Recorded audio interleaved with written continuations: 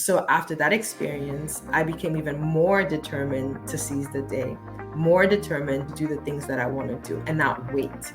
Because the truth of it is, you just don't know. You don't know. Tomorrow is not promised. So you go in every day with, okay, today's the day that I'm going to do something great. And I'm going to impact somebody's life, or I'm going to be fulfilled. Welcome to Gamechangers Live from Miami, Florida. My name is Sergio Tigera. I'm your host. And each and every week, we bring you someone who has been a game changer in their field and who's touched the lives of thousands to get their perspective on their journey, their mindset, their struggles and successes so that we can inspire you on your journey. So let's get started right now.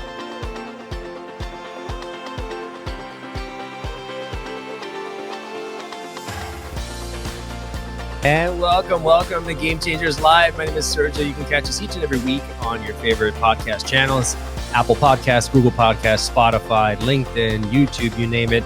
You can catch us each and every week with some inspiring leaders who have been game changers in their field. And so my guest this week is Tamara Rodriguez. She's an entrepreneur, health and wellness ambassador, speaker, and author. She's the CFO and Principal at Fatima Group and Island TV. If you're in South Florida, if you're in the islands, you'll definitely recognize that.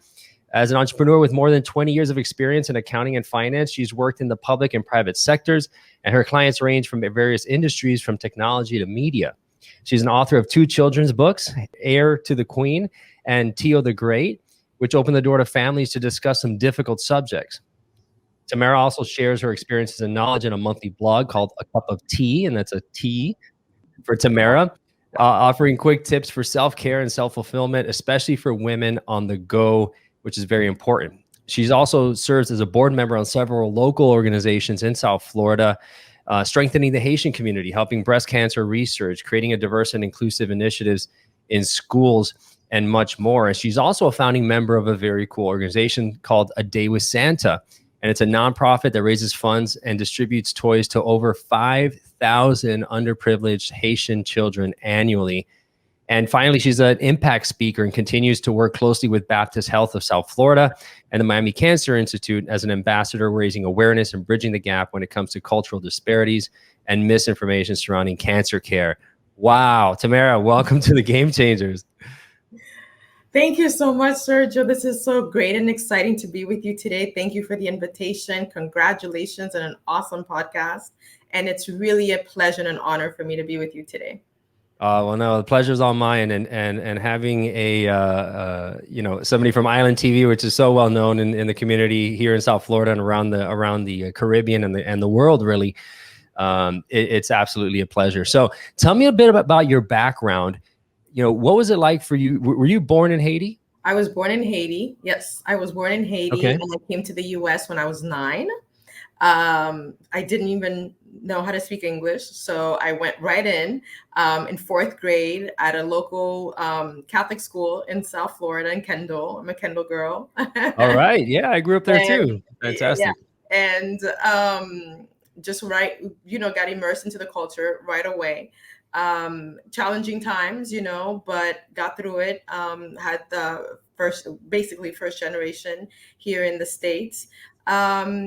I have to say that it wasn't too much of a culture shock, though, because I would say that being, from the island and you move to South Florida, it was pretty much the same as far as the culture with the Latin American countries that are here. Sure. There's a large Haitian population in South Florida. So the culture was great and the food was awesome. It's the same, the coffee addiction that we all share. Yeah, exactly. It was familiar. The language was a challenge, but after a couple of months, I would say I was all in. I was immersed.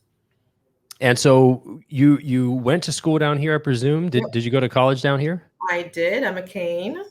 All right, the you. I went to the University of Miami. I got my undergrad and my master's in accounting. And started working at a local firm in Fort Lauderdale, where I actually met my husband, and then went to go work for PricewaterhouseCoopers, and then worked for Southern Wine and Spirits. So did all of the big firms, did corporate America, started having children, And, reality hit real quick that it is a complicated balance to Yeah. achieve that work-life balance that everybody talks about, right? And so when you're working in corporate America, when there's deadlines and there's, bonuses depend on reports that you're issuing, so there's that pressure. It was challenging for me to be able to be a mom and to be present, to be there for pickup and drop-offs and activities and so forth. And so, I had lunch one day with my uncle, and he said to me, he said, we have a family business. What are you doing? Come over, come work with us. I was like, I don't know. And he's like, well, we'll offer you that flexibility you're looking for. And I was like, ching, ching, ching, ching. Fun. I was like, okay. So And that's interesting because yeah, a lot of people go down a path that we feel is the right path for us, right? And as time goes by, obviously demands on our life change, things happen, and we decide to then readjust, right? And I think a lot of people today, they call it the Great Resignation. A lot of people have kind of woken up to the fact that they've been stuck in that rat race, right? They've been yep, And there's more to life than just work and the 9 to 5 grind.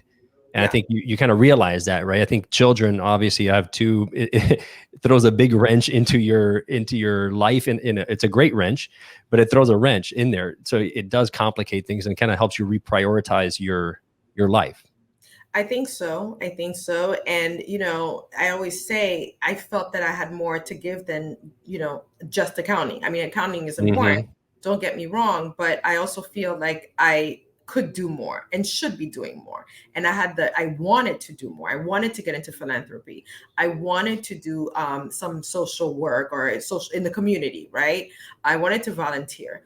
I wanted to do a little bit more than sit behind a desk for 12 hours Mm-hmm. issuing reports. Again, I don't want to undermine that work because it's important. It's valuable. And in my case, it definitely paid the bills. So I don't want to say that there isn't a need for that. Sure. What I do often say, though, is if you want to do more than that, you should. So there's ways of being strategic and figuring out how to balance it all. And so when my uncle said, come work for the family business, I was like, well, okay, because to me, I knew that meant that I could be that present mom. I could pick up, I could drop off, I could go into the classroom and volunteer. So I did take that leap. But I would have to say, and I always say that it changed the paycheck too, right? Because now Exactly. I was not going to work for corporate America with these huge incentive payments or in these benefit packages. I was going to go work for a small business that wouldn't offer all of those frills, but would give me what I was looking for at that moment in time, which was flexibility, right? Correct. Um, and And so I fear took, holds a lot of people back from doing that as well, because it's difficult to take a step back, especially financially, as right, well as with status, right? Because you're working for this very well known, very well respected organization, and we tend to, as individuals, I think everyone could relate to this. We tend to attach our identity to this major corporation, right? And it uplifts us. So when we right, detach from that, right. there's some soul searching that goes on, right? So right, it's a huge fear factor, right? Like if you're afraid, you don't know what it's going to look like. I understand people that don't want to take that leap. I really do, because it's not easy, right? It's particular if you're like the breadwinner of the household, if the insurance is on your Mm-hmm. account, it's really hard to make those decisions. I feel very blessed that I had the opportunity to make that decision. I also always felt that I had that degree, right? So if I ever wanted to go back to corporate America, I had a degree and I had the experience, right? Right. I had the relationship. So that's when they say never burn your bridges, because you never know. So for me, the way that I was very practical about it, I said, well, I have the degree, I have the experience, I have the contacts. If it doesn't work out, I can always go back, right? I'm happy to say I never needed to go back. I never wanted to go back. I never left, because in my current role, my current environment, I've built opportunities that put me even higher, whether it's the payroll or the benefits or whatever, I'm actually in a better place than I think I would have been had I stayed in the trajectory of corporate America, right? Because we know that there's barriers in corporate America to get you to be where you want to be. It could take 15 years for you to be a partner. It could Mm-hmm. take 20 years for you to become an owner of a small business. It just depends on the dynamics, on who's there, on the timing. There's a lot of factors that truthfully you don't control. Were there any times where you doubted and you said, "Oh my God, did I make a mistake?" Did, I think it was more in the chemistry and the dynamics with my family members, right? It was in the dynamics Interesting. of trying to prove that I wasn't the kid that they know or they knew, but I was this professional that Oh. needed to have the respect, right? Hmm. So when you walk into corporate America, it doesn't matter who you are, as long as you do the work, you get that respect, right? You walk into the boardroom and you are Sergio and you're Tamara, and there's no like you're Sergio the son of, you're Sergio the cousin of, Right. Tamara the daughter of, right? It's not like that There's in no corporate. nepotism. Yeah. There's no nepotism, but yeah, and there's no, if you do your job, you know that's what matters. And so what I felt in going to work with my father, because my father is my boss, it was the challenge of having him not look at me as his daughter, but really as the CFO, right? And to speak to Mm. me and to treat me the way that he would any CFO, and to not use personal circumstances to bring that into the mix, right? So, for example, like if I had to leave early to go pick up, like, my kid or something, in the beginning, he would make comments where, like, well, ask your cousin to go pick it or ask your mother to go pick it. But, a boss in the real world in corporate America You would never couldn't get say that. Yeah. involved in my Yes. business, of who should go pick up my kids, Or Hmm. I remember in the beginning, like, let's say I was late out, and he knew that I was at a party, he'd say things like, well, you're going to be able to make it in the morning. Again, those are not comments that you say to an Yeah. employee. To a That's not your CFO. business. Yeah. So the mix of bringing the personal relationship into the business relationship was challenging. But today, it's been almost 14 years. I can tell you that the dynamics have completely changed. There is that respect. There is no longer that the questioning and the doubting. So I'm really proud of the relationship that I have with my father, my boss. I'm really proud of where I've come from, in the sense I took that risk. I had to start over as far as earning that respect with my employer. I did that, and I feel that they really value my contribution. So in my case, I'm very happy that I did the leap, and any insecurities that I had or any concerns that I had today, I no longer have them. Tell me about the family business. What are we talking about here so that the listeners could understand what you're Sure. referring to? So it's a family conglomerate called Fatima Group. We are in three different industries. We are in hospitality. We have 4 properties in the Caribbean, 4 hotels. We have shipping. So we ship from the United States, really all over the world, to Haiti. And then we're in media. And media is Island TV. Island TV is a 25-year-old television network based here in South Florida. So we acquired that 4 years ago. And it is the only Afro Caribbean television network in the country. What that means is for 24 hours, there is content that is really targeting that niche market. So we have our content is our programming is 50% in Creole and 50% in English. Our demographic, as I mentioned, is the Afro Caribbean community. So think Jamaica, think Haiti, think Bahamas, think Martinique, think Guadeloupe, Trinidad. And so this is really a growing demographic, a vibrant and growing demographic here in South Florida, but really in the entire country. The statistics, the census came out recently, as you know, and we see a really this demographic is growing exponentially. So what we do is we bring news from Haiti every day, news from Jamaica, news from the Bahamas, so that the expats here, the diaspora here in the United States, can watch Mm. the news and see what's going on at home.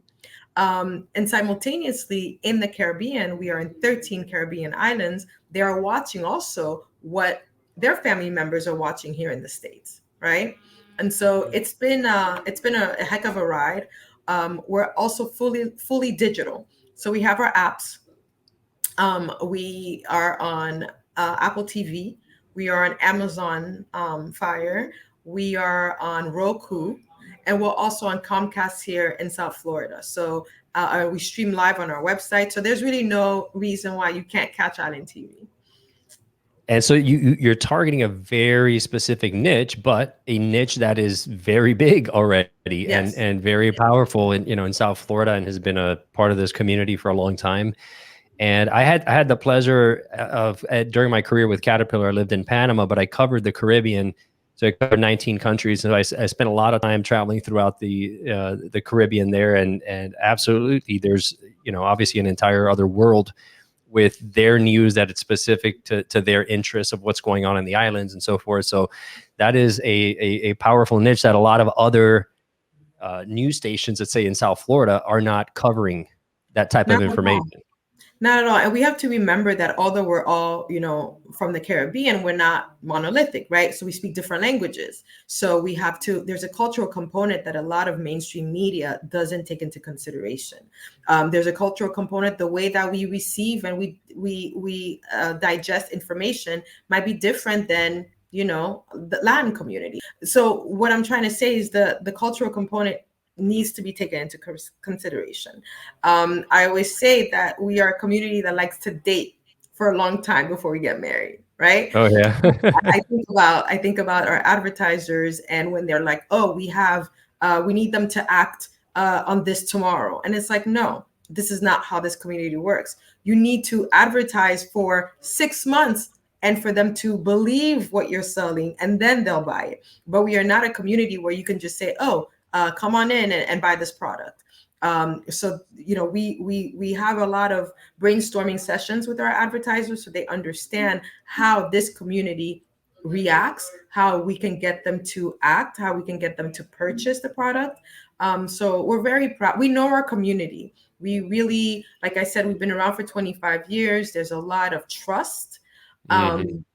We work a lot with even politicians for them to understand the community. So Tamara, you obviously through your bio and what we've talked about are very charitable, and you find great importance in giving back to the community, whether it be through your time or treasure or impacting the community in some way, form, or fashion.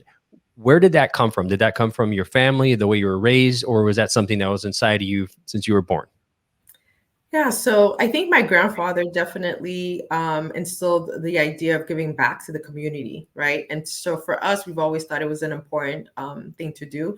And when I say community, I don't just mean the one that I'm from, but the ones around me, right? The ones that have built the person that have helped to build the person that I am today. And so I always say to myself, how can I get others to buy into my community if I don't invest in my community?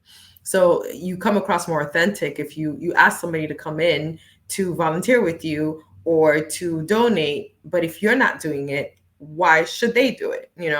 So it's important to me because I like to impact, right? I think it's important to be there for others, to inspire others. I've had a lot of people inspire me, so I think that's my way of giving back, is to inspire others. And I just believe in my community. I'm proud of my community, so I put a lot of energy in my community. What inspires you every day to get up and do what you do? Is there what's a typical day like for you, as a CFO, as a principal of an organization, as a large group? Tell me about kind of your mindset. What are your routines like? Is there a typical day for you as a Yeah. female leader? So lately, I feel overwhelmed, and I think that as women and as entrepreneurs, we have to acknowledge, not that there's always everything is great, everything is perfect, but Mm-hmm. sometimes it can get overwhelming. So I have 10 clients that I do accounting for every day. I have my Wow. projects.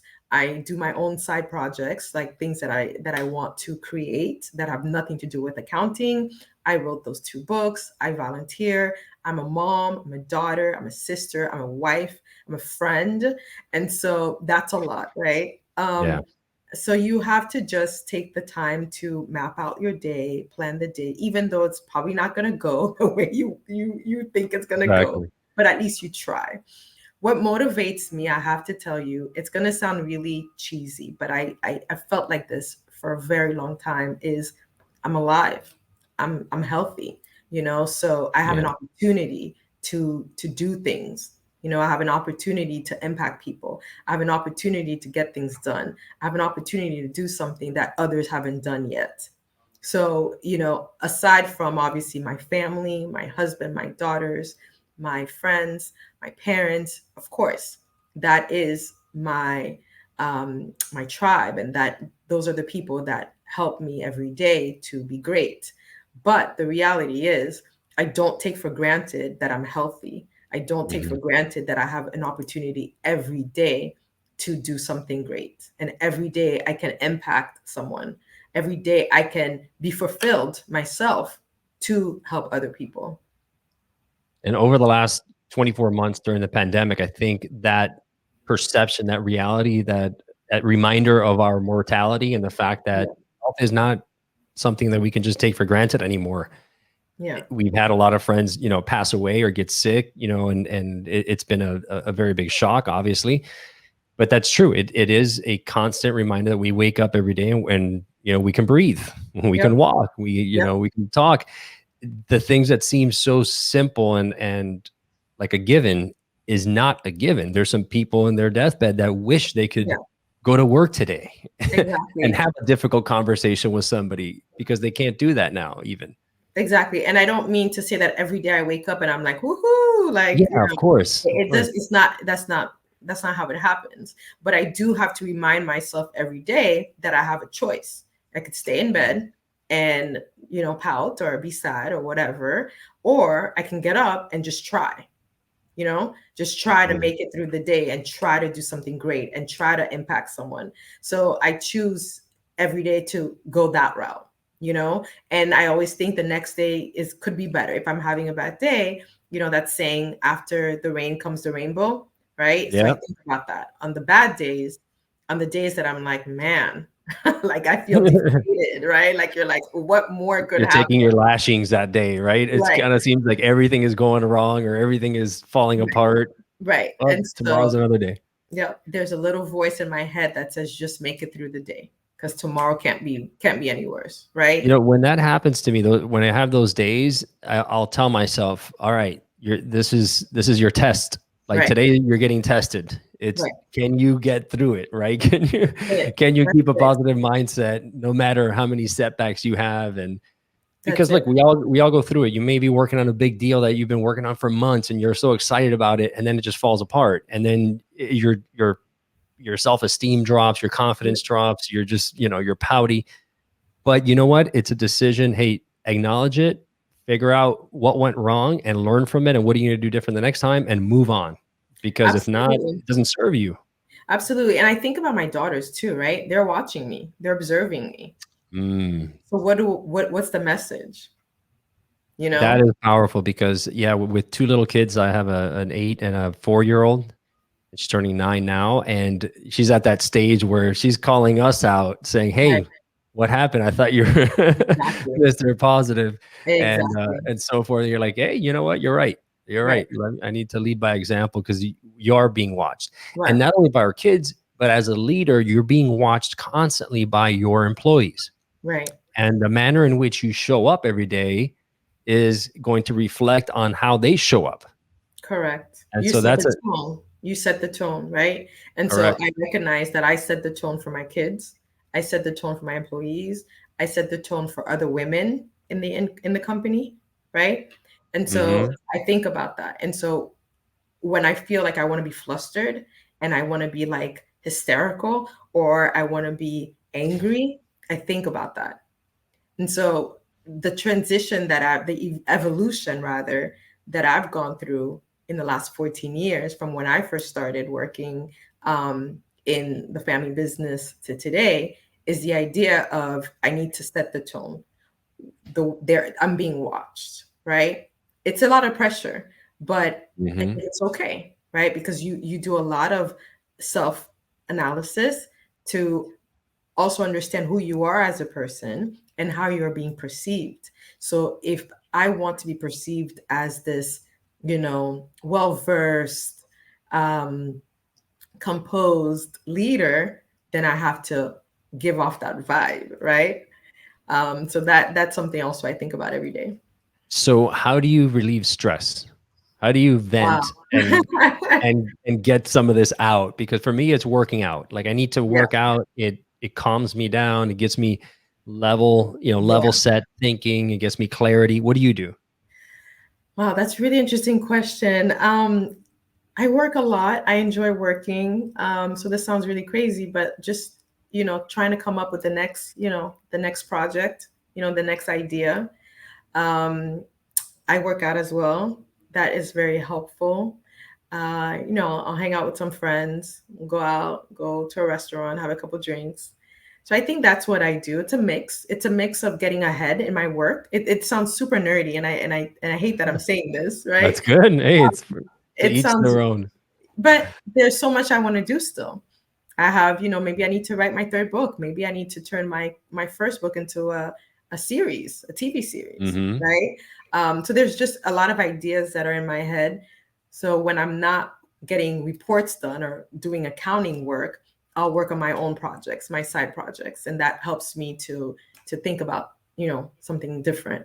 Um, so yeah. So you have your accounting side, which is very structured, organized, everything Right, needs to add up. And then you right. got some freedom on the other side to be Right. creative. Correct. And work on creative stuff. Correct. Correct. I'm working on a TV show that I want to produce. So these are the things so it's kind of like work, but it's not for me, right? It's like my side Sure. hustle, like my side gig that doesn't Right. require me to make sure that things add up or that the presentation of the report is good, but I can just try to grow my business.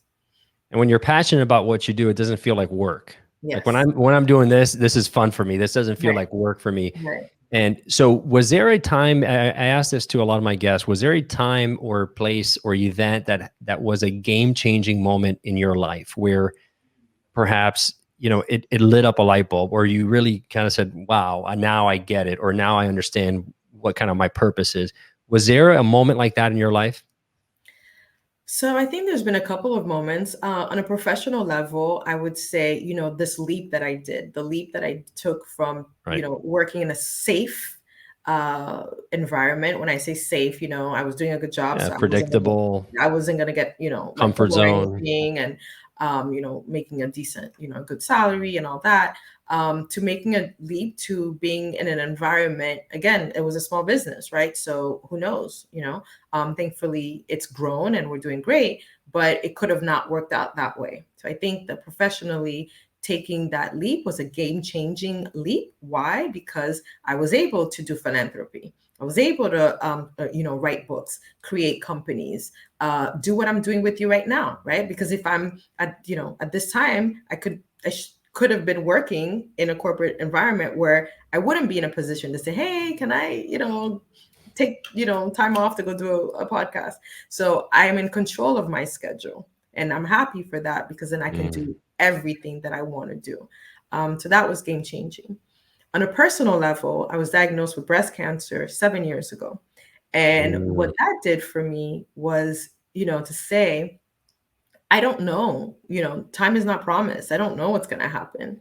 Yeah. So seize the day, for real, for real. It's not just that saying. It's, Hmm. it's for real. Seize the day because, you know, life has a funny way of throwing you, you know, lemons and curveballs, and you Hmm. just gotta be prepared for it. And if you can't be prepared, find a way to pivot, find a way to make the best of it. So after that experience, I became even more determined to seize the day, more determined to do the things that I want to do and not wait. Because the truth of it is, you just don't know. You don't know. Tomorrow is not promised. So you go in every day with, okay, today's the day that I'm going to do something great. And I'm I going to love that. impact somebody's life, or I'm going to be fulfilled and I'm going to learn. Tamara, unbelievable, fantastic. I love that. Entrepreneur, author, speaker, and principal of Island TV, as well as the Fatima group. She's doing big things, guys, in our community. Check her out and link up with her. She's around in the community, giving back, doing some amazing things, and leading, especially the Haitian and Island community, giving them the information they need all the time, 24/7. So thank you so much for being on the show, Tamara. All the best to you. Thank you, Sergio. See you soon. If you loved what you heard in today's episode of Game Changers, please subscribe and rate us. The lessons and the stories in these podcasts are immensely valuable, so I invite you to share them with a friend who needs to hear it. You may end up being the game changer in their lives. If you loved what you heard in today's episode of Game Changers, please subscribe and rate us. The lessons and the stories in these podcasts are immensely valuable, so I invite you to share them with a friend who needs to hear it. You may end up being the game changer in their lives.